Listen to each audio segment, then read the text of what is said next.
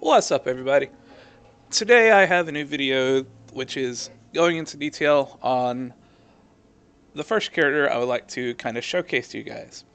As stated in my first video, my main project for this account is creating tank versions of each class and role, at least each one that can generate a decent amount of threat and actually keep it. Now, that being said, there's a lot that goes into that. First off, not every class and role, of course, can generate enough threat, nor do they have taunts to keep it.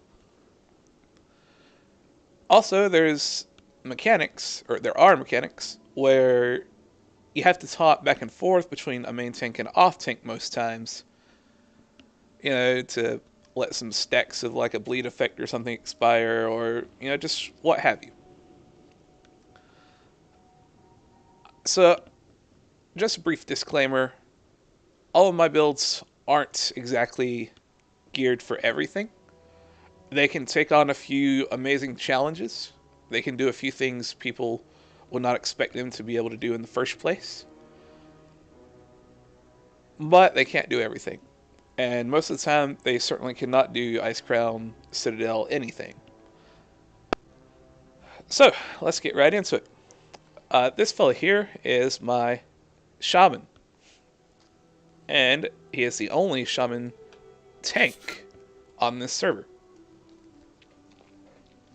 How do I know that?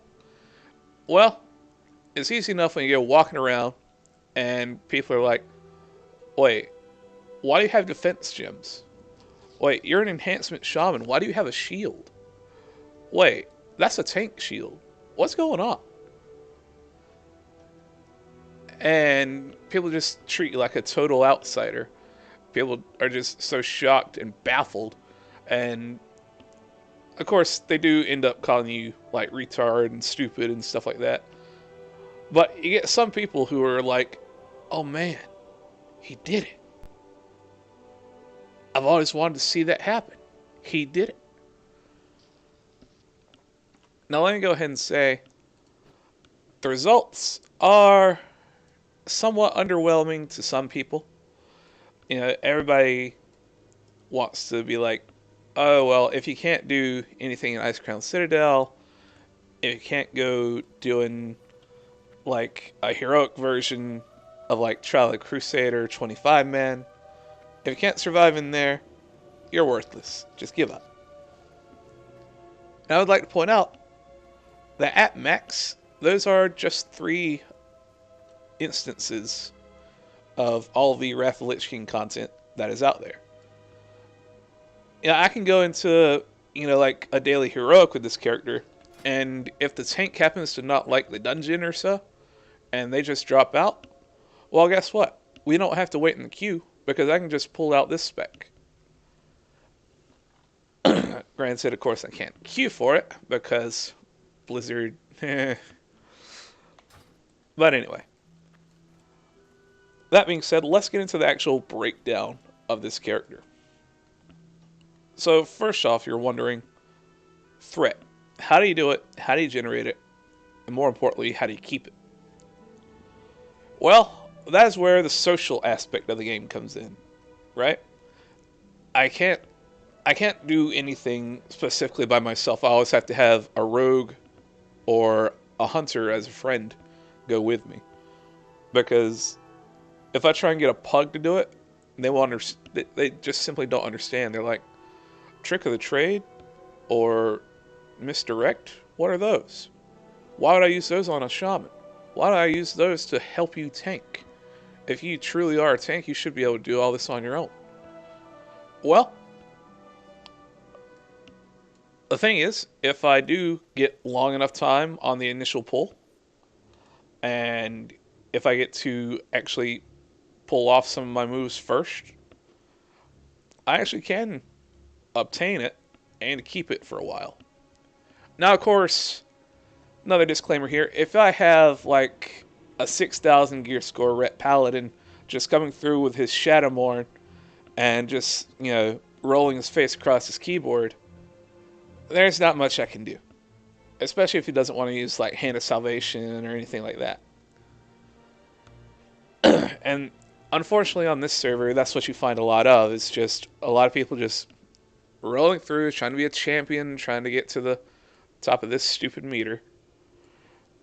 And for what? Just for rushing through content and grinding themselves to death until they're bored. Meanwhile, you can actually slow down, play the game, and try out new things. So let's start off with some of these spells, huh? So first off, my totems. I generally like to start off with the Magma Totem if I'm fighting trash mobs. I use this setup. I use Stone Skin, Magma, Mana Spring, and Wind Fury.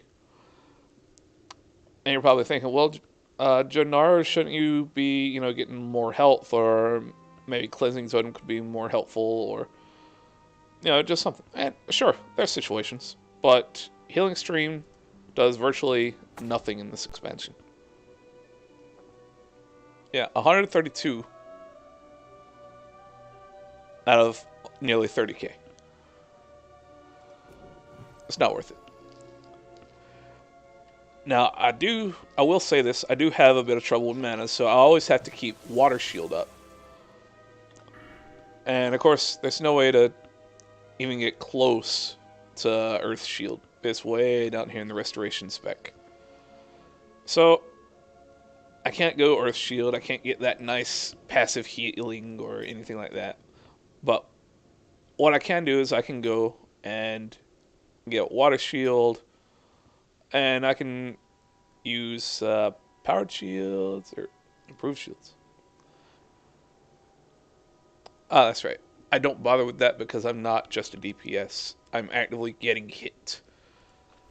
So, when you're being hit and you have Water Shields on, pretty much anyone who's ever played a Shaman knows that you get 3 charges with your Water Shield, or with your Lightning Shield, or Earth Shield. Well, actually, Earth Shield gets 8, but still. The point being is every time I am hit, I recover a fair amount of damage. Or not damage, mana. And sure, that doesn't look like much there, that 428. But that also gets improved by spell power.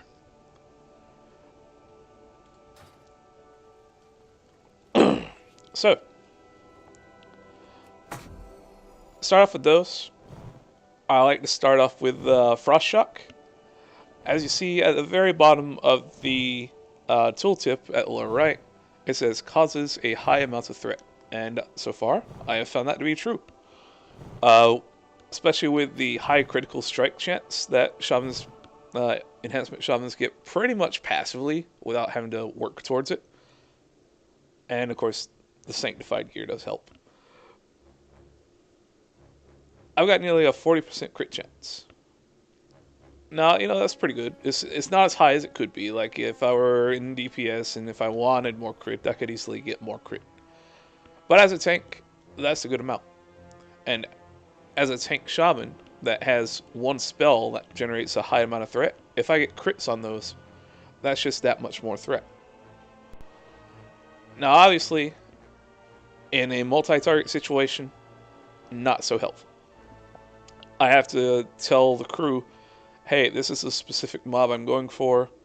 Let me into the combat for a few moments on my own. Healer, just put some passives, some passive healing on me, some hots. And, let me fight these for a sec. And it's at that time, I'll slam down Magma Totem if it's not already up.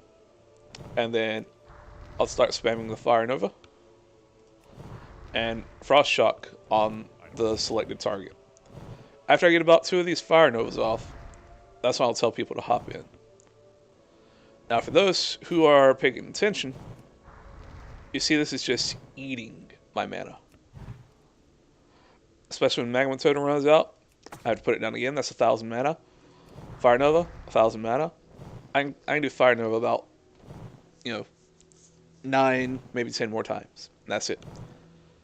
Throughout a fight, that's not very long. However, with Water Shield helping us out, with the Mana Spring Totem also helping us out, then it is somewhat viable, and I do last a good bit. So far, what this character has accomplished is Trial of the Champion, or Trial of the Crusade, normal. That's 10 men and 25 men. He was the main tank on the 10 man, and he was the off tank on the 25 man. And that's when you're probably wondering, oh, but Jodanar, how did you get the threat? Whenever you need, whenever you need to taunt off the other tank. Well, that's where a rogue friend and a hunter friend come in. Misdirect, trick of trade. When we know it's coming up on time to swap threat, I tell the other tank, hey, just go ahead and start just going back down to auto attacking. I'm going to start getting my threat now. So when we get up to the point, we go ahead and launch the misdirect or the trick of the trade. That hunter or rogue starts going ham, blowing all their CDs, and then it swaps the threat over to me. This is used in the first fight in the Beast Northrend. What's his name? The big centaur-looking dude summons kobolds that explode. But anyway, he has a bleed that stacks up. I don't think it's really a bleed though. It just kind of increases damage done to you. And of course, if the tank gets too many of those stacks, he basically can get one shot, especially in a 25-man mode. So that's threat. That's how I get threat. That's how I start a fight. And for the most part, that's how I continue throughout the fight. There's not much changes. I don't have that many spells as a enhancement shaman. Yeah, it's all melee.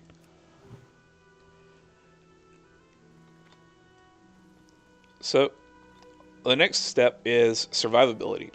How do I survive when a boss gets buffed? How do I survive when the healer's out of mana, running low on mana, or when it's a restricted healing time and you don't want to heal too much, like during the King of the Narrow Bar fight? There's the leech swarm he does, and you can't heal too much because whatever healing is done gets healed to him.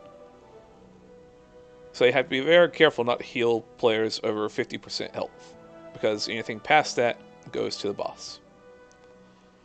So if I'm having trouble staying alive during that, I have two sources, well, technically three, that can help me out of that.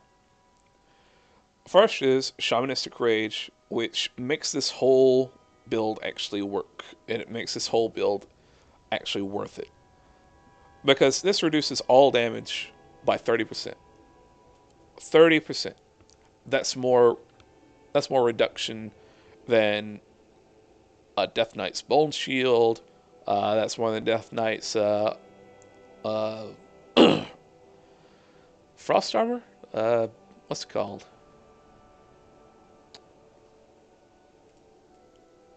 Anyway, the Frost Death Knight's Unbreakable Armor. Unbreakable Armor, that's what it's called. Frost Death Knight's Unbreakable Armor spell. It's higher damage reductions than that. Now, on a Paladin, they get their little 50% damage reduction bubble. Warriors, they get their shield barrier? Shield wall? Yeah, shield wall. That's what it's called. So now, while those are grand and good, this one, unlike all those, only has a 1-minute cooldown. All those other classes, 3 to 5 minute cooldowns. At least in this expansion. So it's like I can pop Shamanistic Rage almost as often as I need to. Because like, even just while I'm talking here, oh look, it's almost a 4th ready already.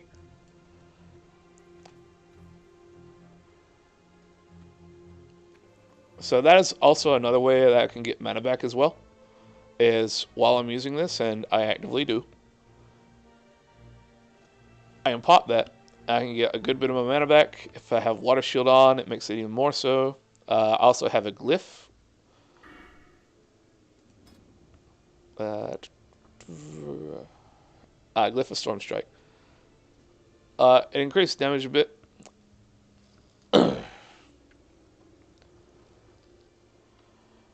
That's not the one I was looking for. Man, I'm looking for the talent. Looking for the talent. Yeah. Yeah, here we go. Improved Storm Strike. When you Storm Strike, you have a 100% chance to grant 20% of your base mana. 20% of your base mana. That usually ends up being 900. I'm pretty sure. Yeah, 900. So, for every time that I Fire Nova, I can Storm Strike to get basically that same amount of mana back. Because Fire Nova is 908. Storm Strike heals about 900.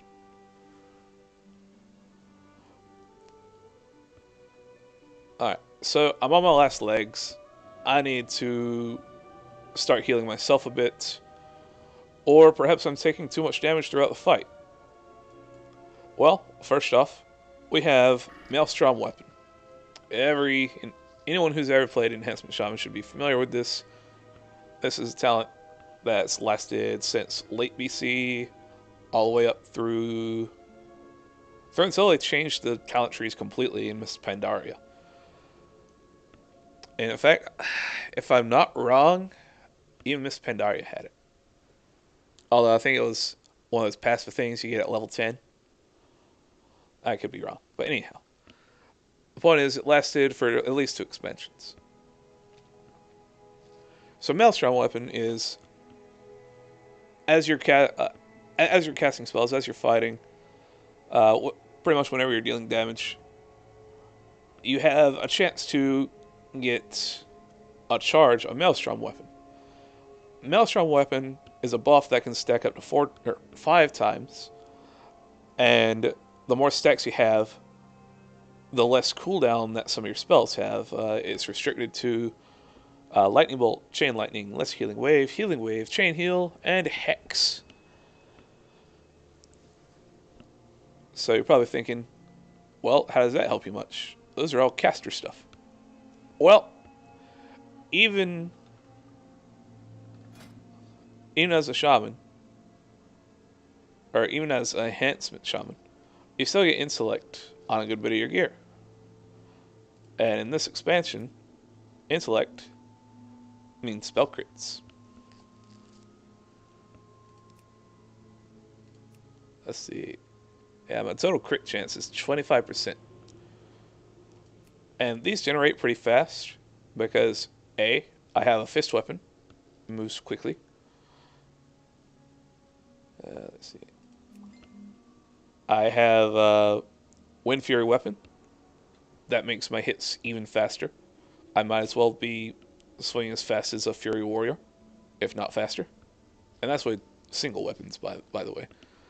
Like, if a warrior had single-minded Fury from Cataclysm, that's about how fast I'm swinging. So, I'm generating these Maelstrom charges all the time. And even if you don't get the full stack means you're going to instantly cast a spell. Like, no questions asked. 5 stacks means you're going to cast it immediately. 4 stacks, it might as well be immediately. It takes like 0.5 seconds, depending on the spell. And the spell I mainly use for it is Healing Wave.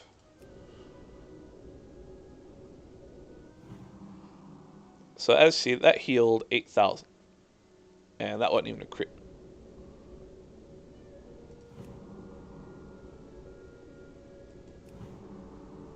Or was it? Well, actually it was bold numbers, so yes, that was a crit. But anyhow, I'm getting these charges all the time. I can use these charges to heal myself for a good chunk. And this is like maybe every 10 to 15 seconds. If that. Let's see. How quickly can I generate some Maelstrom?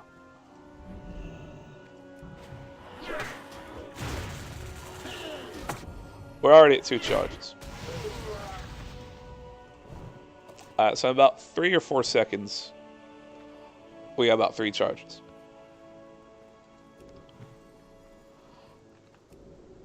At 3 charges, it's still pretty fast. So if I'm constantly doing that, if I'm constantly just working on those charges, casting spells, you know, making myself stronger, making myself beefier, then, you know, what have I got to lose, man? Because like I can heal like 10,000 HP every 10 to 15 seconds. Now, granted, healing does take up a good bit more of my mana. I've been debating maybe using a lower rank of Healing Wave just for cheaper mana cost, but I don't know how efficient that would be. I don't know if that would be unhelpful.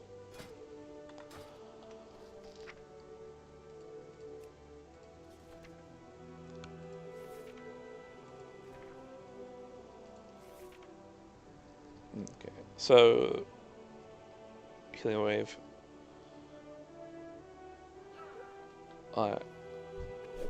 Wait, does the mana cost not change at different ranks? I could swore it did. I guess not. So yeah, that doesn't help out. There was one patch you could do that in, but clearly not this one. So just ignore that. That was a bit of research I haven't done yet and haven't tried to apply. But we learned. We learned just now. But in any case, the healing, the boosting, it does take a good bit more mana, and when I'm having to use that to keep myself alive just as a base, then that's why I know I'm going to lose the fight. Because I cannot continuously heal and Fire Nova spam. So I have to choose one or the other. Now granted, Water Shield and all that does still help. I can still toggle back and forth between the two as needed. But Threat is tricky on this character. There's no lie about that. Now what are the main drawbacks of this, huh? Well, the largest one being no taunt. Although, there is Stoneclaw Totem, which does work on regular creatures. It does not seem to work on, like, bosses. Unfortunately, I wish it did. But yeah, it does help on that, and as some folks might know, some might not understand, but Stoneclaw Totem, it initially taunts the creatures to the totem. Well, after the totem is dead, all the threat that it generated is transferred to you. So you basically have a free taunt that's not immediate. Like you are not the very first direct target the totem is going to be. But you will eventually, after it's dead, which doesn't take long at all, be the target. The other drawback is the mana generation. The mana upkeep, the whatever you want to call it, the sustain. I cannot sustain for very long. Although if I have a druid friend, if I have a priest friend, if I have something that can recover mana over time, then yeah, it's much more viable. The more mana you can feed this character, the more epic he becomes.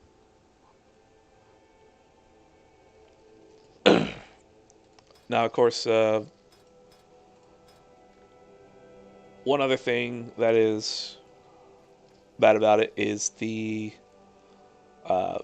stats.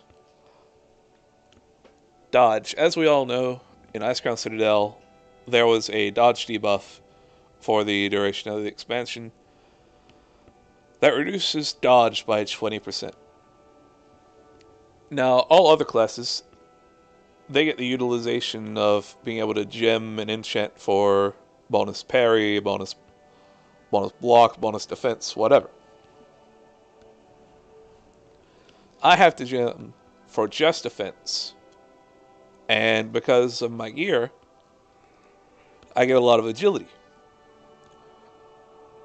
So because of this agility, I'm able to get a lot of dodge. It feels a bit like a druid tank, but unlike a druid tank, I don't have an insane health pool. I have 28,000 base.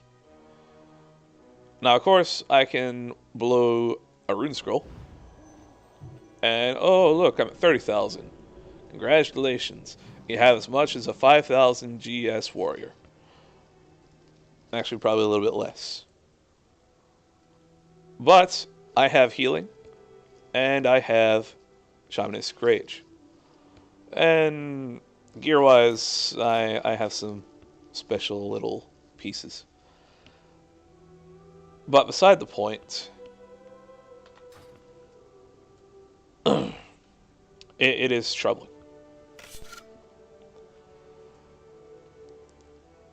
And there's one more thing about this particular setup, is I don't really have all that many spells.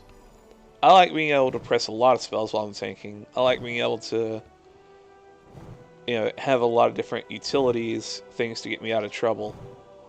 In this, I have very baseline stuff. And if any more gets added, well, either it's not going to help with threat, or it's too much mana cost. So while it has trouble with sustaining by itself, taunting by itself, he still doesn't get crit. He has he's hit the soft cap here of defense, which is 540. Actually, 540 is the hard cap, because 530 some odd amount is what you need for heroics. But in any case, I guess I could do a summary here.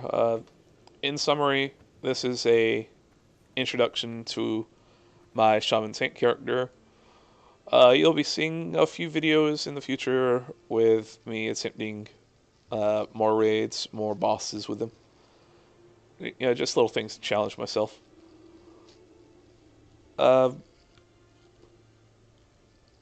Yeah, that's pretty much him. He's hard at keeping threat. He's hard at keeping mana, but he's not hard to keep alive.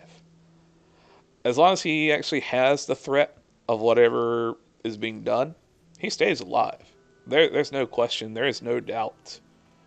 There is no problem with his actual defenses. Until I go to Icecrown Citadel because of the dodge debuff. Now, overall, the biggest thing drawing back his threat is this nice little thing that Blizzard did right here. Spirit Weapons. Gives a chance to parry that I need this talent to be able to parry at all. If I don't have this, my parry is 0. And reduces all threat generated by 30% across the board. Do you know how horrible that is to the kind of build I'm doing? It's like, oh, I can get rid of a 10% chance to parry, which is not much, but hey, it's something. And suffer that 30%, threat generation issue. Or, that's about it. It's plain black and white right there. That's the issue.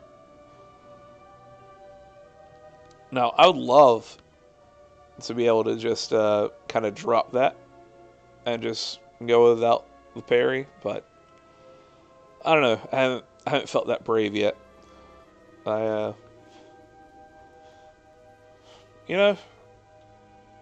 Thinking about it, if my problem is not the actual defenses, but the keeping threat, Maybe I should just drop that one. Huh. I'm just not quite sure what else I would get.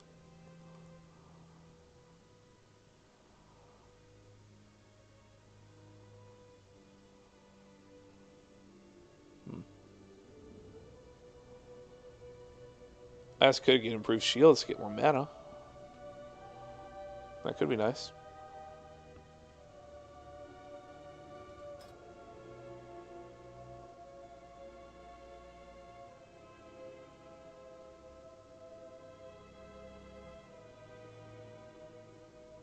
I do that to get slightly more frequent frost shocks, but 0.2 seconds doesn't sound like enough. Anyway, it's a thing. This is my character. It's one of my favorite projects. I've been working on him for oh, it's been 3 years now, on and off. But yeah, he's one of my favorite things to play around with. Uh, Sometimes he does fantastic, especially if I'm on top of my game. When I'm not on my game, well, it's a bad time.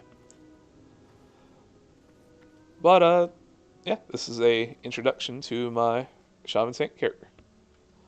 Let me know what y'all think in the comments.